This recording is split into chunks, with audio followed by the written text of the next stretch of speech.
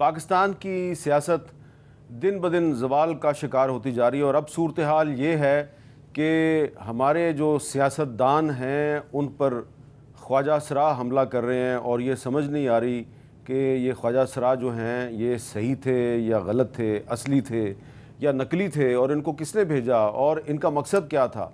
اور پاکستان تحریک انصاف کی طرف سے ان کے جو سیکرٹری اطلاعات رؤوف حسن صاحب پر جو کل ایک حملہ ہوا تھا، اس پر جو ایف آئی آر درج ہوئی ہے اس کو مسترد کر دیا گیا ہے۔ آج ایک پریس کانفرنس ہوئی ہے، اس میں کیا کہا گیا ذرا سنیں۔ جو ایف آئی آر لانچ کی ہے اسلام آباد پولیس نے، اس کو ہم لوگ ریجیکٹ کرتے ہیں۔ وہ ایک کیس کو خراب کرنے کی کوشش ہے۔ میرے ساتھ جو ہوا وہ ایک بہت ہی ایک چھوٹا سا انسیڈنٹ ہے۔ ہمارے پارٹی کے جو لوگ ہیں، میرے آنکھوں میں آنسو آ جائیں گے جب میں بیان کروں گا کہ ان کے ساتھ کیا کیا ہوا ہے، کس قانون کے تحت ہوا ہے، کون ہے کروانے والا۔ آج نہیں تو کل انہی فسطائی طاقتوں کو اسی شخص سے بات کرنی ہوگی جس کے پاس ریاست کے مستقبل کی کنجی ہے، اور وہ اڈیالہ جیل کی قید کوٹھی میں قائم ہے۔ اور آج جو سینٹ کا اجلاس تھا، اس پورے اجلاس میں جو وزیر قانون تھے اعظم نذیر تارڑ صاحب، ان کی گفتگو کے بعد جو بحث ہے وہ یہ ہو رہی تھی کہ جج صحیح ہیں یا غلط ہے۔ تو ایک سوال پیدا ہوتا ہے کہ کیا ہم پاکستان کے آئین اور جو سینٹ آف پاکستان کے رولز ہیں اس کے مطابق ججوں کے کنڈکٹ پر بات چیت کر سکتے ہیں یا نہیں کر سکتے۔ تو سیاست اور جو قانون ہے وہ ایک دوسرے کے ساتھ گڈ مڈ ہو رہا ہے، اس لیے ہم نے دعوت دی ہے جناب رانا ثناء اللہ صاحب کو، جو وزیر اعظم کے مشیر ہیں، برائے سیاسی امور اور بین الصوبائی رابطہ کی جو وزارت ہے اس کے انچارج بھی ہیں، جناب سینیٹر اون عباس بپی صاحب پاکستان تحریک انصاف کے رہنما ہیں۔ تو رانا ثناء اللہ صاحب، جو تحریک انصاف ہے وہ کہہ رہی ہے جی رؤوف حسن صاحب پر جو حملہ ہوا ہے اس کی ایف آئی آر کو ہم مسترد کرتے ہیں، آپ جوڈیشل کمیشن بنائیں۔ تو کیا وجہ ہے کہ ایک پارٹی کا سیکرٹری اطلاعات جو ہے وہ اسلام آباد میں زخمی ہوا ہے، وہ پارٹی جو ہے ایف آئی آر سے مطمئن نہیں ہے؟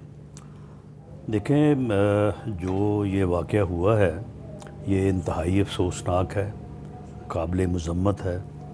میں اس کی بھرپور مذمت کرتا ہوں۔ رؤوف حسن صاحب بڑے نفیس آدمی ہیں اور وہ ایک سیاسی ورکر ہیں، ایسا واقعہ ان کے خلاف نہیں ہونا چاہیے تھا۔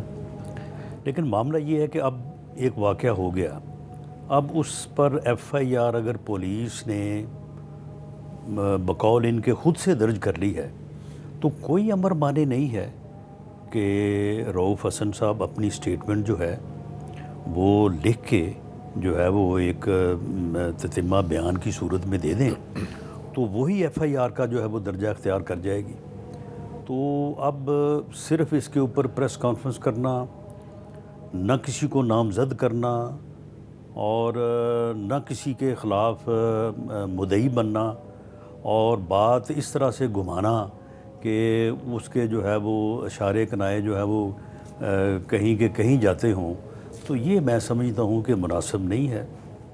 اور دوسرا یہ ہے کہ یہ خواجہ سراؤں والی بات بھی جو ہے یہ بھی سمجھ سے بالا تر ہے۔ یہ بڑی پرامن کمیونٹی ہے، اور آج تک میں نے تو نہیں سنا کہ کسی خواجہ سرا نے، بلکہ ان کے ساتھ ہمیشہ ظلم ہی ہوا ہے، ان کو ہی ہمیشہ مارا گیا ہے۔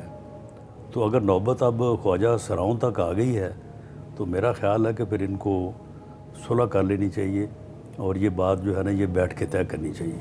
یہ ویسے بڑی اہم بات ہے کہ اگر تحریک انصاف کے ساتھ لڑائی جو ہے وہ اب خواجہ سراؤں تک آ گئی ہے تو پھر صلح کر لی جائے تحریک انصاف کے ساتھ۔ اعوذ باللہ من الشیطان الرجیم، بسم اللہ۔ یہ سٹیٹمنٹ ویسے ہماری طرف سے ہے کہ اگر بات خواجہ سراؤں تک پہنچ گئی تو پھر صلح کر لیتے ہیں، رانا صاحب کی طرف سے نہیں بنتی تھی۔ اور ویسے آپس کی بات ہے، خواجہ سرا کسی کے نہیں رہے، وقت تبدیل ہوتا رہتا ہے، کبھی ہم پہ ہوں گے کبھی کسی پہ ہوں گے۔ یہ تو پھر خواجہ سرا تو خیر یہیں رہ جائیں گے، ہم نے تبدیل ہونا، کبھی رانا صاحب کی باری آنی کبھی ہماری، یہ وقت تبدیل ہوتا ہے۔ Having said that sir, on a serious note, کل اسلام آباد جیسے علاقے میں G8 میں دن دہاڑے، مطلب آپ دیکھیں نا، ایک ڈر، کوئی خوف، کوئی جھاکا سا ہوتا ہے، کچھ بھی نہیں نا، یعنی شام کو 5-6 بجے دن دہاڑے نوئنگلی کہ اس دفتر کے باہر CCTV کیمرہ ہوں گے، وہ کوریج ہوں گے، سڑک پہ چلتے ٹہلتے 3 خواجہ سرا اور ایک خواجہ سرا नूमा शख्स जो चादर में 46 डिग्री में एक चादर लपेट के आ रहा है और एक पांचवा शख्स जो फिल्म बना रहा है, फिर मोटरसाइकिल बैठा वीडियो बना रहा है, और फिर वापसी पे हमला करने के बाद टहलते हुए जा रहे हैं। मैंने आज रऊफ हसन से पूछा कि जो आखिरी शख्स था जो वीडियो बना रहा था, तो उसने क्या कहा था? उसने कहा अब याद रखना, फिर तुम्हें सबक सिखाएंगे। सो अब वो एक शख्स का हो गया। चले जी, रात को हम सारे एयरफोर्स हॉस्पिटल में थे, उनके गए 19 टांके लगे। जब मैंने आज सुबह उनसे पूछा तो मैं कहा सर आपकी FIR में क्या शो? उन्होंने कहा जी FIR में दिखाया कि इनके साथ मेरा कोई पुराना मामला चल रहा है। अच्छा, वो जो कल कह रहे तुमने गाली दी है, वो कहते जी कल भी आए थे, पहले भी ढूंढ रहे थे भाई ख्वाजा सराहों के साथ रऊफ हसन का क्या मामला चल सकता है। कल वो इसको टैली करते इनके पीछे आए थे, इत्तेफाक ही गाड़ी में जाके जल्दी बैठ के। आज कल उनको मौका मिल गया, सो एक दिन के बाद सिचुएशन थे। हमारा पॉइंट आज हमने सेनेट में यही कहा, और मैंने इनको तारड़ साहब को कहा, मैं कहा जी आप CCTV फुटेज तो निकाल के दिखा दें, वो वापसी पे कहाँ गए, कौन सी गाड़ी पे आए थे, कुछ तो बता दें। 2 दिन से हमें इंटीरियर मिनिस्टर ही नहीं मिल रहा। आज उनसे पूछा जी वो ईरान चले गए, अब वो 2 दिन बाद आएंगे, फिर पता चलेगा।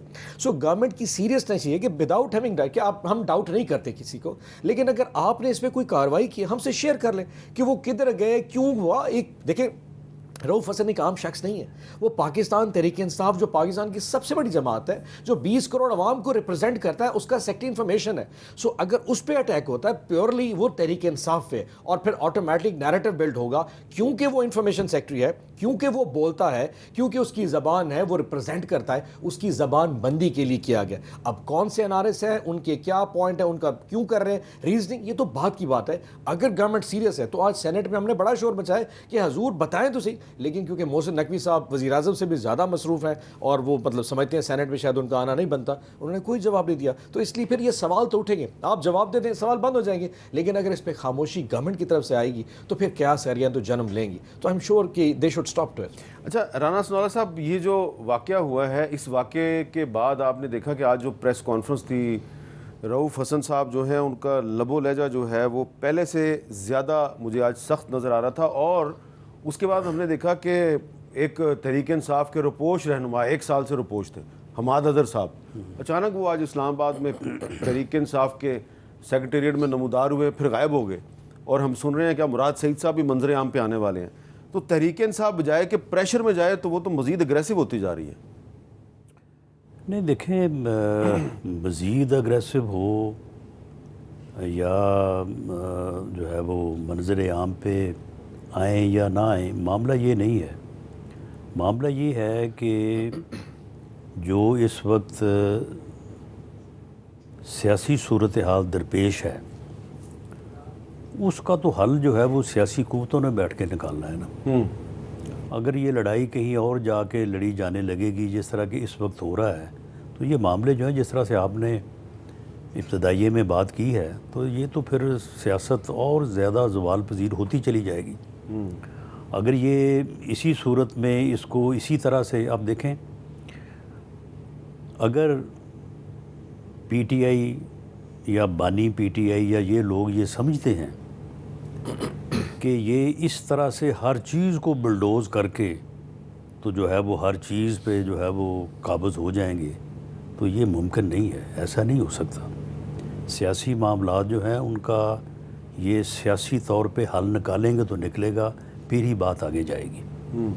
अगर ये इस तरह से ताकत के इस्तेमाल पे और इस हट दर्मी और ज़िद पे मामलात को आगे लेके जाने की कोशिश करेंगे, तो मैं ये पहले भी कई दफ़ा कह चुका हूँ, और वो फिर इसको दूसरे मानों में ले जाया जाता है। हालांकि मेरी बात से मुराद सियासी वजूद ही है। अगर सियासी क़ुव्वतें एक दूसरे के वजूद को तस्लीम नहीं करेंगी तो फिर कोई एक मत समझे कि मेरा वजूद कायम रहेगा और दूसरे का ख़त्म हो जाएगा। फिर ज़्यादा इम्कान यही है कि सभी का ख़त्म होगा। ये आपने बड़ी अहम बात की है।